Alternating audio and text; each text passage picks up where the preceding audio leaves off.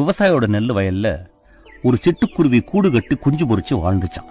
ஒரு நாள் அந்த தாய்க்குருவி இறதேடி வெளியே போன சமயத்துல அந்த விவசாயி வந்த வயலை பார்த்து, நெல்லு நல்ல பருவத்துக்கு வந்துருச்சு, வெளியூர்ல இருந்து ஒரு 20 ஆளுங்களை வர வச்சு அறுவடை பண்ணிடலான்னு தன்னோட மனைவி கிட்ட பேசிக்கிட்டே போனாராம்.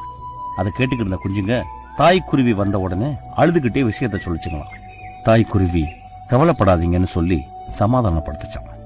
5-6 நாள் கழிச்சு வழக்கம் போல தாய்க்குருவி இறதேடி வெளியே போன சமயத்துல அந்த விவசாயியும் அவங்க மனைவியும் வந்தாங்களாம். நெல்லு நல்லா முத்திருக்கு, இதுக்கு மேல வெளியூர் ஆளுங்களை நம்பி பிரயோஜனம் இல்ல, நம்ம ஊர்லயே ஒரு 10 பேரை வச்சு அறுவடை பண்ணிடலான்னு பேசிக்கிட்டே போனாங்களாம். அதை கேட்ட குஞ்சுங்க தாய்க்குருவி வந்த உடனே அழுதுகிட்டே சொல்லிச்சான்.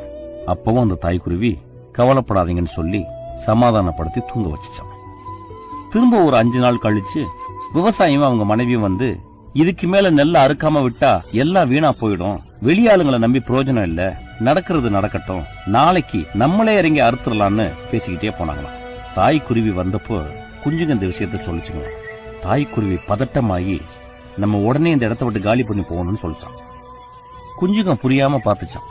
அந்த தாய்க்குருவி சொல்லிச்சான், ஒரு வேலையை செய்யறதுக்கு ஒருத்தன் மத்தவங்களை நம்பிக்கிட்டு இருக்க வரைக்கும் அந்த வேலை நடக்கவே நடக்காது. எப்போ ஒருத்தன் தன்னை நம்பி நம்மளே இறங்கி செய்யலான்னு முடிவுக்கு வந்துட்டானோ அதுக்கு மேல அந்த வேலை நடக்காம இருக்கிறதுக்கு வாய்ப்பு இல்லைன்னு சொல்லிச்சான். Download ShareChat.